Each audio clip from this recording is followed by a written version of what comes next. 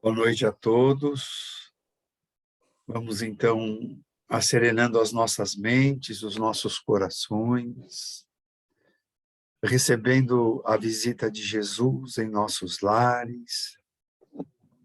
Ele adentra, espargindo seu sorriso, suas energias de paz, de harmonia, que vão envolvendo cada um daqueles que conosco habita em nosso lar. E essas energias também vão se espalhando por todos os ambientes, deixando os nossos lares harmonizados, tranquilos e serenos. E nós te pedimos, Jesus, que possamos permanecer assim durante toda esta atividade. Que assim seja. Vamos envolvendo a Mônica para que ela possa trazer para nós tudo aquilo que ela preparou para mais este encontro com o Evangelho. Que assim seja. Boa noite, meus queridos. Que possamos continuar assim, né? Recebendo esse abraço tão gostoso de Jesus. E hoje nós vamos falar um pouquinho de Jesus, dos seus ensinamentos, relembrando quando ele esteve aqui conosco, algumas passagens que estão lá registradas no Novo Testamento, apenas uma parte, mas nós vamos entender um pouquinho o todo. Então, nós encontramos no Evangelho vários acontecimentos que os apóstolos narraram sobre o que Jesus fez. E um desses acontecimentos que ficou muito marcado foi quando Jesus ressuscitou as pessoas. Na verdade, nós sabemos hoje, não é, pela ciência, pela doutrina espírita, que não existe, não é, essa ressurreição, porque uma vez que o nosso organismo já está sem vida, está morto, ele não pode voltar a viver.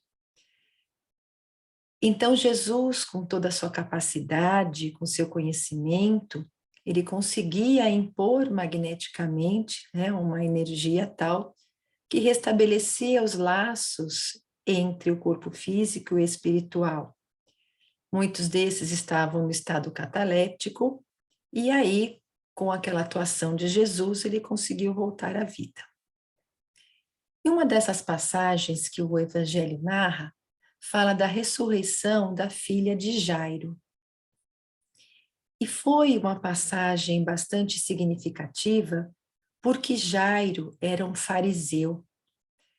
E nós vamos lembrando que entre os judeus, os fariseus, eles formavam um grupo de religiosos que defendiam com muito rigor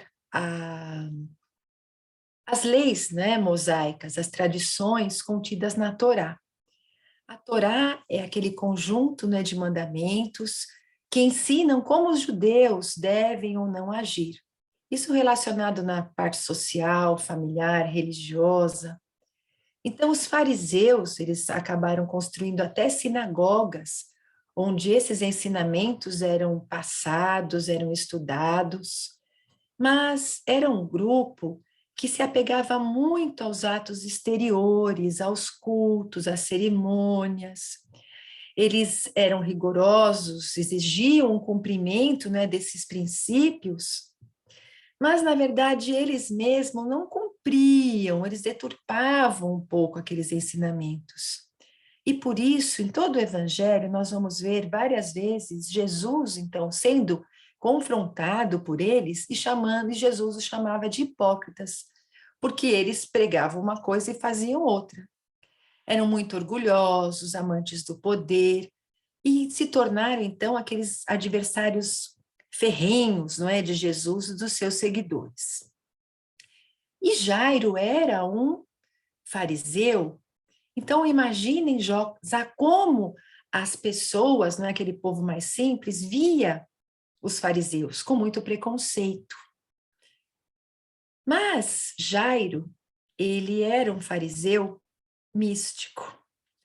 O coração dele era cheio de dúvidas. Ele estudava a fundo aqueles ensinamentos da Torá, mas ele buscava resposta para os enigmas que se relacionavam a essa parte espiritual. Então, ele queria entender o processo da morte, queria saber para onde ia a alma daquele que era justo. Ele queria encontrar o caminho, aquele caminho luminoso que levava ao sétimo céu. Sétimo céu, lá para os judeus, era uma região que representava o auge, o ápice, não é, do merecimento. Então, hoje, com a doutrina espírita, nós entendemos que o sétimo céu representa a morada dos espíritos puros. E Kardec, não é, nos trouxe no Livro dos Espíritos a informação de que nós nascemos simples, sem conhecimento, e vamos progredindo. Partimos, então, dessa simplicidade, somos espíritos imperfeitos e chegaremos um dia a espírito puro, que é o grau de Jesus, que já atingiu aquele grau de perfeição relativa que nós podemos chegar. Então, veja, ele já tinha, né, essa noção de que iríamos alcançar uma posição superior. Mas qual o caminho a seguir? A Torá dava caminhos, mas ainda para ele existia uma interrogação. Então, Jairo, ele estava disposto a pagar qualquer preço, a fazer qualquer sacrifício para poder entender esse lado espiritual da Torá. E o porquê também de tanta dúvida, de tanta vontade de resolver tudo. Porque Jairo o seu pai havia morrido, e ele constantemente via a sombra de seu pai a seu lado. E o seu pai estava ali orientando como ele fazia quando era vivo. E ele ouvia a voz do pai claramente, mas não som externo, ele ouvia dentro dele, na mente dele, não é? E ora, ele não era profeta, ele não estava em êxtase, ele estava consciente e mesmo assim ele se comunicava com o pai. Ele não podia evocar o pai, e claro que ele não fazia, porque como um fariseu cumpridor das leis, a lei ali no Deuteronômio dizia que era proibida a evocação dos mortos. Então, ele não podia fazer isso, mas o seu pai aparecia sem hora determinada, sem dia determinado, sem previsão alguma, completamente alheio à sua vontade. Jairo, ele se comprazia daquela presença do seu pai, mas ele se entregava com esse fenômeno. Como isso era possível? Ele não se enquadrava na loucura e também ele não se considerava, claro, não era um profeta, de ver aquilo que poderia acontecer no futuro. Então, essa angústia, essa necessidade de buscar respostas, levou Jairo a deixar o templo onde ele vivia, ali no templo de Jerusalém, com as suas obrigações. Ele vendeu parte dos seus bens para financiar a sua viagem para a Palestina, não é? E aí, então, ele viajou pela Palestina, por todas as regiões, buscando, não é, até em oráculos, se ele encontrava alguma resposta, e chegou até o Egito. Ali ele ouviu muitas histórias, muitas explicações. Imaginem como ele ficou encantado no começo com tudo que ele ouvia ali. Mas depois, tanto misticismo, tanta coisa que ele ouvia contrárias, né, às bases da fé dele o desanimaram. E não encontrando respostas, ele acabou voltando para a Palestina e foi não mais para Jerusalém no templo, mas ele se dirigiu para Cafarnaum, a sua cidade, ali na região da Galileia. E ali então ele decidiu que cuidaria da sua mulher, Leia, da sua filha Sara, e quem sabe assim Deus o abençoaria com mais filhos, né? Ele iria então se dedicar à sinagoga, ele como um fariseu acabou então sendo o chefe da sinagoga naquela região aí em Cafarnaum, e ali ele teria a oportunidade de estudar, de orar. E com toda certeza, Deus iria abrir os seus olhos para que ele pudesse ter um entendimento mais profundo sobre essa parte espiritual, que ele conseguisse, então, entender como era o relacionamento entre as criaturas desse mundo e aquelas do outro, porque ele via o pai dele. E ele decidiu, então, deixar o tempo passar, não comentar mais suas dúvidas com ninguém, nem suas aflições, e ficou, assim, sempre meditando, buscando as soluções, as respostas para as suas dúvidas. Até que um dia, ali na sinagoga, chegou a notícia de um menino diferente. Era o filho de José, o carpinteiro, que por ocasião das festas da Páscoa havia impressionado muito os sacerdotes do Templo de Jerusalém. Um garoto de 12 anos com tanta sabedoria. E Jairo, muito curioso, quis conhecer esse menino e foi então visitar a família em Nazaré. Quando chegou em Nazaré, o próprio Jesus o recebeu na porta, o chamando pelo seu nome. E isso já causou um espanto nele. Jesus ofereceu, então, para que ele sentasse num banco de madeira e ficou ali a seu lado em silêncio. E Jesus, aquele menino, apenas olhava para Jairo. Mas o olhar daquele garoto era tão penetrante que falava muitas coisas. Jairo via naquele azul daquele olho, um azul tão profundo que é como se ele estivesse mergulhando no mar. Hipnotizado por aquele olhar,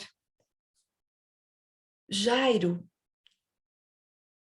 fez uma viagem interior e começou a rever a sua infância, as suas dúvidas da infância, da juventude, e sentia como se Deus estivesse olhando para ele através do olhar de Jesus.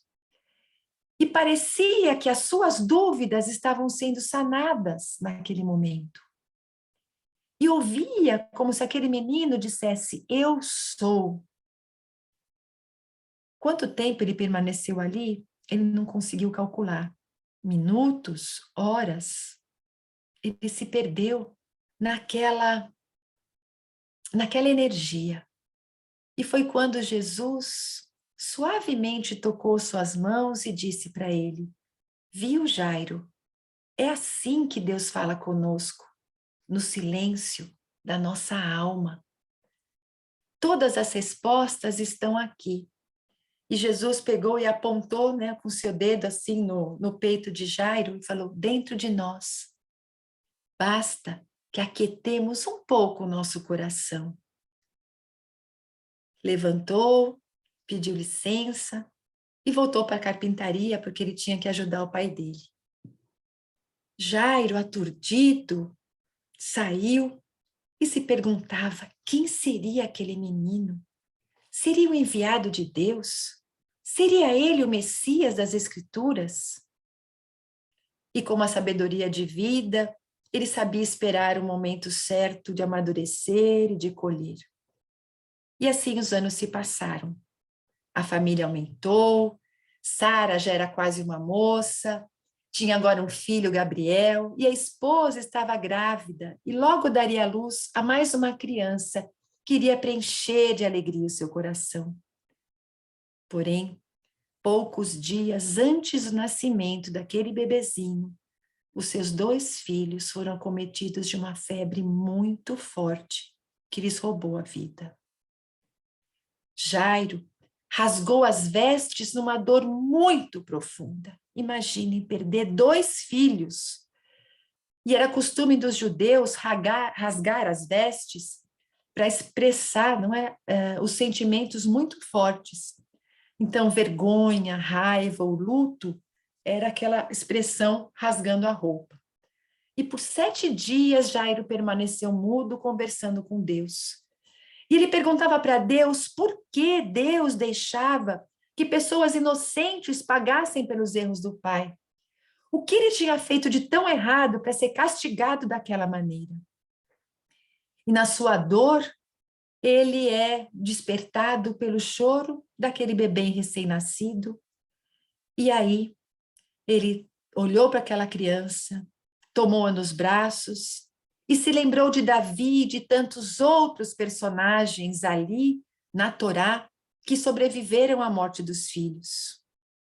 E ele, como acreditava fielmente em Deus, também deveria submeter-se à vontade do Criador, custasse o que custasse.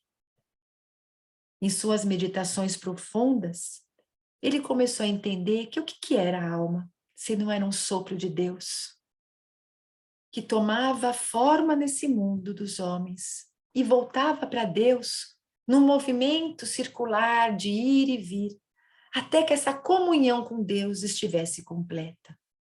Então vejam que ele já trazia no seu interior essa ideia, não é? Dessa evolução, desse ir e vir, até realmente conquistarmos a capacidade, não é? De estarmos ali entre os espíritos puros.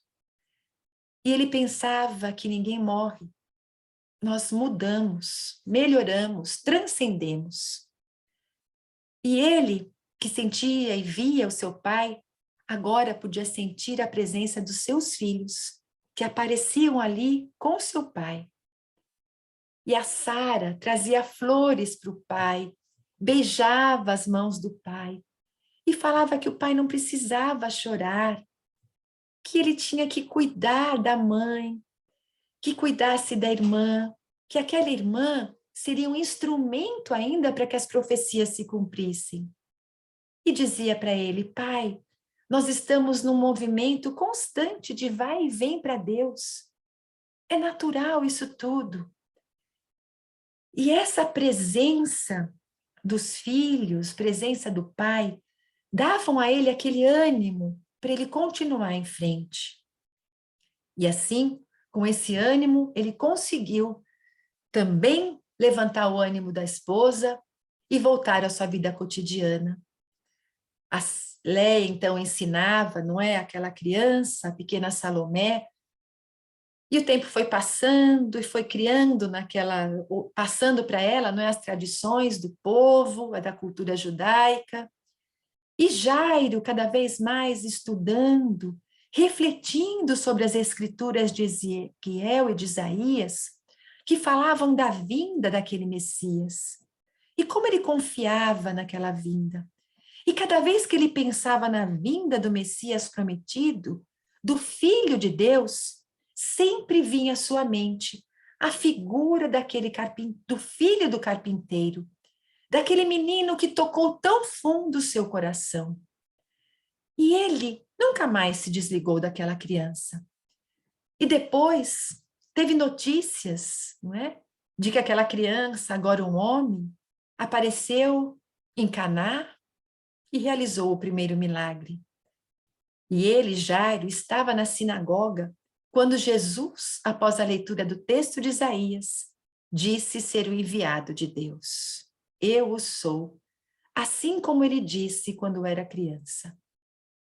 Jairo ficava maravilhado quando recebia as notícias do que Jesus estava fazendo, da cura dos leprosos, da cura dos aleijados, da libertação dos possessos. E certa vez, próprio Jairo, acompanhando a multidão ali em Cafarnaum, seguiu Jesus e viu com seus próprios olhos Jesus conversar com os demônios e expulsá-los com facilidade. Que homem era aquele senão o Filho de Deus, o anunciado pelos textos do profeta Elias? Todos os dias acontecia um milagre, e ele ia até as Escrituras e reconhecia aquilo como um sinal de que Jesus era o Messias. Seu coração sabia. Ele queria falar na sinagoga, ele queria ir ao templo falar com os sacerdotes, mas ele não podia fazer nada, porque ele era um contra os 72, e tudo que decidiam ele tinha que acatar. A Léia, com medo do marido se expor, pedia para que ele não se aproximasse mais daquele nazareno, porque aquele homem parecia desafiar as leis, as tradições. Ele não respeitava o sábado, não tomava cuidado com comida, andava com os pecadores. Parecia ser até bom, mas ele era um baderneiro para ela. E ela temia a ira de Deus caso não fossem fiéis às tradições. Eles já tinham sido castigados, perdendo 2 filhos. Não, ela não podia acontecer isso com ela de novo. Jairo não podia argumentar. Ele também vivia em conflito com o que ele sentia e com o que ele tinha aprendido. Mas a sua alma, essa sua alma mística, que desejava tanto esse saber, esse envolver com a espiritualidade, não deixou que ele se afastasse de Jesus e continuava acompanhando os ensinamentos daquele homem. E quando chegavam do templo ordem para ir atrás, investigar, perseguir, ele tentava abafar o caso, amenizar a situação, procurando mostrar para todos os textos sagrados ali. Mas certo dia, a sua filha Salomé adoece. E foram 5 dias e 5 noites de agonia. Jairo recorreu a todos os sábios da região, mas a menina piorava dia a dia.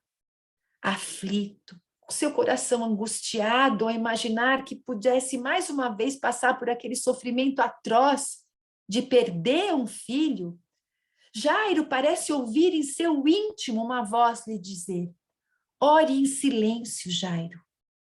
E parecia que ele via os olhos daquele menino, agora homem, a lhe falar: Deus fala em silêncio, Jairo.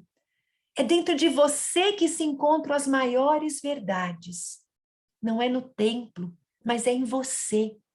Segue a voz de Deus que fala aí no seu coração. O que será que foi aquilo? Jairo ficou perturbado. Jesus falava com ele, mas como? Se ele estava ali sozinho com a mulher e com a filha. Então, no impulso, ele levantou e, decidido, falou para a mulher que ele iria ver o Nazareno. Apesar do espanto, a Leia não impediu. Jairo acreditava no Deus de Israel. Ele estava atento a todos os sinais e acreditava, sim, que Jesus curaria sua filha, porque ele era o Filho de Deus, ele era o Messias. Deus não ia deixar que um falso profeta fosse tão longe. E ali, ele foi guiado por mãos invisíveis até onde estava Jesus. Como Deus não nos desampara, não é, meus amigos? Nós somos sempre ajudados por seus mensageiros. Jairo não sabia onde estava Jesus e a sua fé era tamanha que foi guiado por aqueles mensageiros queridos. E ali, vendo aquela multidão, identificou Jesus. E Jesus sentiu a presença de Jairo, olhou na direção dele e ali, mentalmente, falou com ele. E Jairo ouviu Jesus dizer: amigo, estava te esperando. Que dor é essa que aflige a sua alma? O que pode ser maior que o laço que nos une ao Pai? Jairo, chegando perto de Jesus, se ajoelha em soluços e suplica que Jesus vá ver a filha dele. Ela estava em perigo, à beira da morte.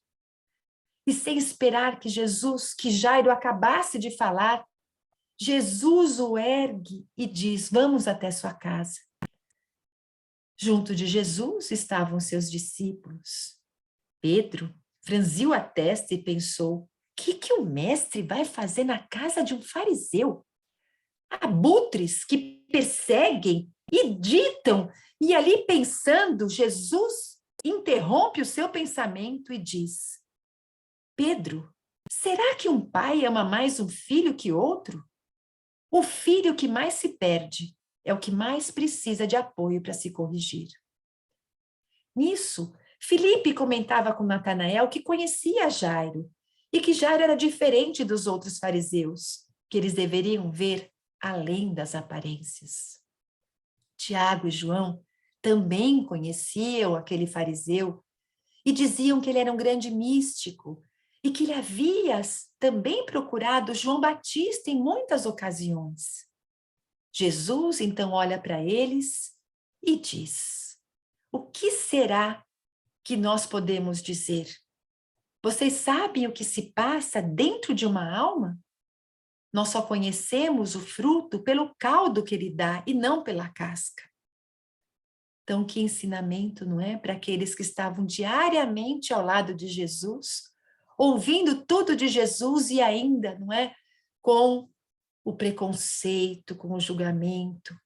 E Jesus sempre aproveitando a oportunidade para tirar esses conceitos tão inadequados do nosso coração. A multidão acerenou ouvindo aquela reprimenda e aquele silêncio.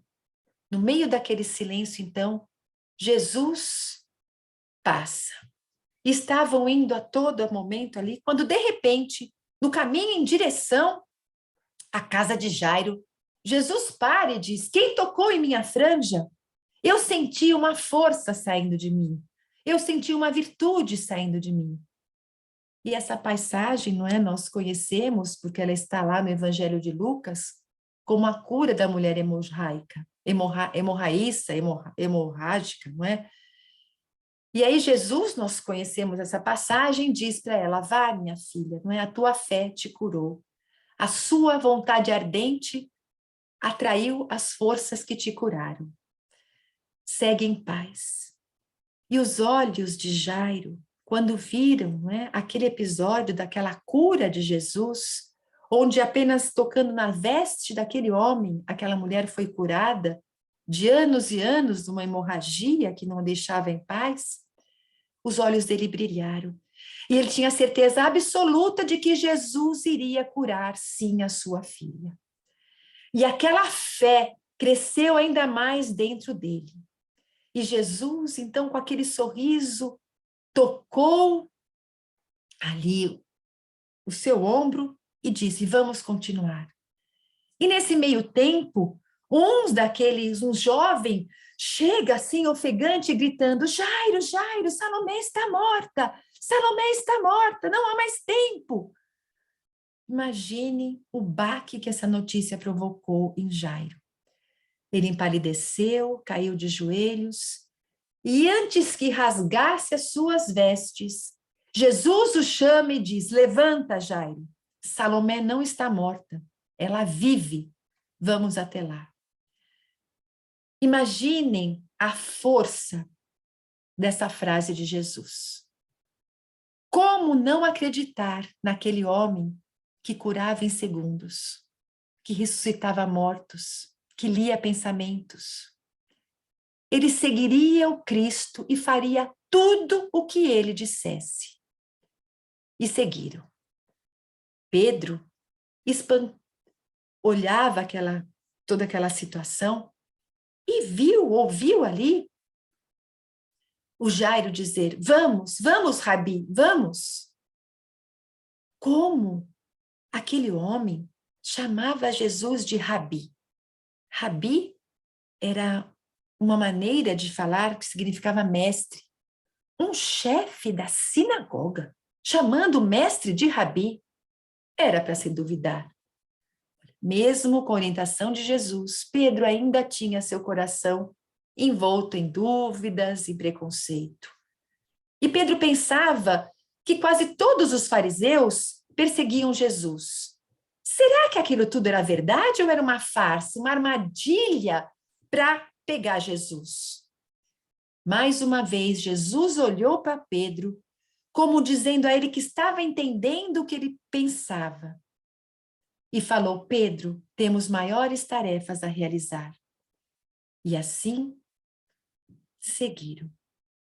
Jairo, cambaleante, olhando para Jesus, com aquela dor no coração, Jesus pega nas mãos de Jairo e diz: Jairo, tenha fé, crê, ela apenas dorme. Basta que você creia. Vejam as palavras de Jesus. Basta que você creia. Jesus, abraçado a Jairo, chorando, Jairo, caminham então até a sua casa. Desta vez, os discípulos seguem em silêncio, mas as suas mentes estavam agitadas. Alguns achavam que Jesus não deveria ir até a casa daquele fariseu, perder o seu tempo. Outros queriam ver com seus próprios olhos a façanha de ressuscitar os mortos. poucos eram aqueles que caminhavam com a sincera vontade de ajudar o fariseu. Quando chegaram na casa de Jairo, ele correu para abraçar a esposa que estava inconsolável e a filha ali que parecia, não é, morta naquele leito. Ao ver Jesus, Leia olha para aquele homem e se espanta, porque ela viu uma claridade envolvendo Jesus da cabeça aos pés. Os seus olhos irradiavam uma energia tamanha e ela sentiu um respeito tão grande por ele que se ajoelha e chora. E nesse momento, Jairo se aproxima da mulher e diz: Jesus falou que a nossa filha apenas dorme, que tenhamos fé, que basta que tenhamos fé que ela viverá. E aí Leia levanta, se aproxima de Jesus e diz: Eu creio, Rabi, minha filha está sob o seu poder. Jesus pediu que entrassem naquele quarto apenas Pedro, João e Tiago. João e Tiago eram médiuns, doadores de amor, de magnetismo, médiuns de cura, não é como nós dizemos. Um magnetismo que ia ser necessário em abundância para aquele momento. Os demais discípulos ficariam controlando a multidão e Pedro ali estaria observando que seria um aprendizado tamanho, além do que da doação também de amor. Jesus pede que João e Tiago fiquem em volta de Salomé, dos pais. Jesus fica à frente dos pés da menina, todos impõem as mãos e Jesus, a um comando de voz, solicita: Salomé, levanta, respira e toma parte do que ainda não se foi. Em instantes, a menina se levantou, abraçou o pai, já corada, e todos choraram. Passados alguns instantes, Jairo e a esposa prometeram que seguiriam Jesus e que ele deixaria a sinagoga. Ele queria expor aos colegas aquilo que Jesus tinha feito. Jesus era realmente o Rabi da Galileia. Ele tinha certeza de que ia convencer os fariseus de que ele era o Messias. E Jesus olha para ele e disse para que ele não se enganasse, que a vontade do Pai, sim, era que todos aqueles que estivessem prontos para segui-lo, que fizessem de coração, mas que ainda não era hora de falar o que tinha acontecido ali. Jairo abaixou a cabeça e entendeu o que Jesus quis dizer. Ele não poderia provocar os anciãos, mas poderia ainda se deliciar na fonte do conhecimento, da presença de Jesus. Ele tinha encontrado Jesus, ele tinha encontrado o Messias, e para isso, bastava naquele momento. E por diversas vezes, Jairo, o místico fariseu, foi visto acompanhando Jesus, anotando suas histórias e levando os ensinamentos do Nazareno à sua família. Jairo acompanhou Jesus no seu julgamento, no Gólgota, sofreu em silêncio naquele momento, esperando que Deus realmente fosse salvar o seu primogênito. Afinal, nas Escrituras estava escrito que Deus salvou o filho de Isaque, mas Jesus era o cordeiro da promessa de Abraão e deixou-se imolar. E após a crucificação, após ver que os fariseus é que tramaram e que levaram à morte de Jesus, Jairo deixou a sinagoga para acompanhar os seus discípulos, ensinando e aprendendo, curando e sendo curado. E essa passagem toda, não é, que antecede, então, esse episódio conhecido do Novo Testamento, nos traz tantos ensinamentos, nos mostra, não é, que Deus prepara cada um de nós para as lições que nós precisamos aprender. Todas as experiências que nós vivemos, todos os encontros que nós temos, ficam registrados em nós, formando uma base, um alicerce para todo o aprendizado que vai acontecer ainda. Então, a dor, o tempo, a dúvida, vão preparando o nosso terreno para as grandes verdades que irão surgindo à nossa frente à medida que nós formos amadurecendo, que nós formos nos esforçando para compreender as leis divinas.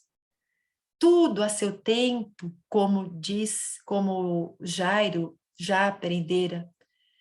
E mais ainda, não é? Essa lição nos mostra que nos momentos de dúvida, de angústia, que nós lembremos das palavras de Jesus para Jairo, que Deus fala conosco no silêncio da nossa alma, que todas as respostas estão dentro de nós.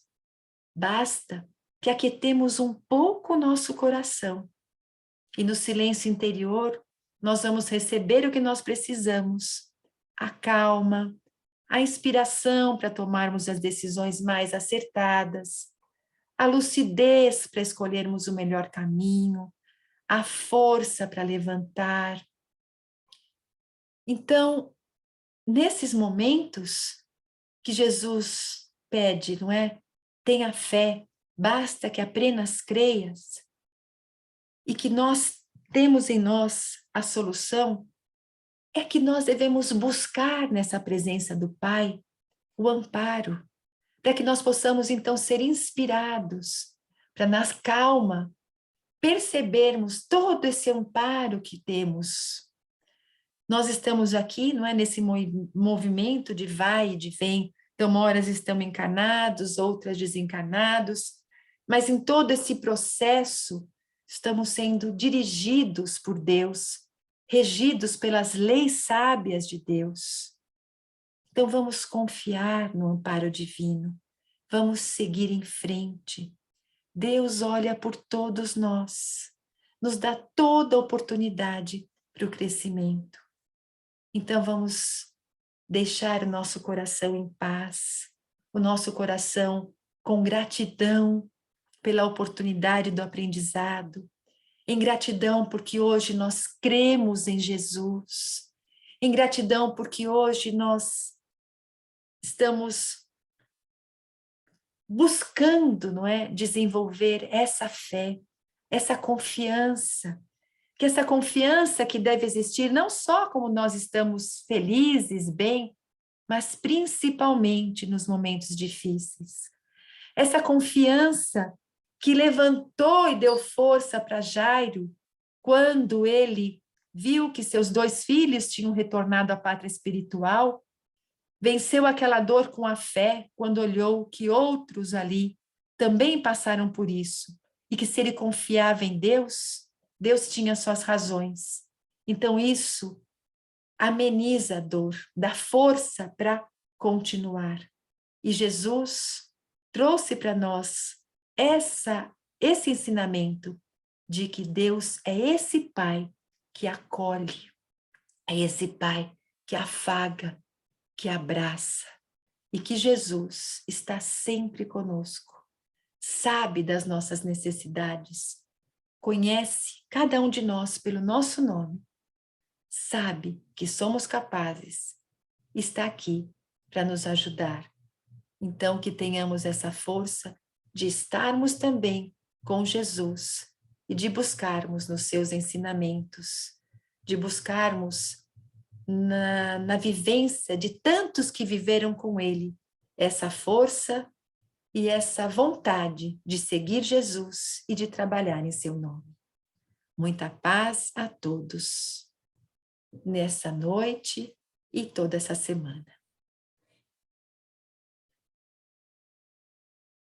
Bonita lição para todos nós, de fé, de coragem, de humildade.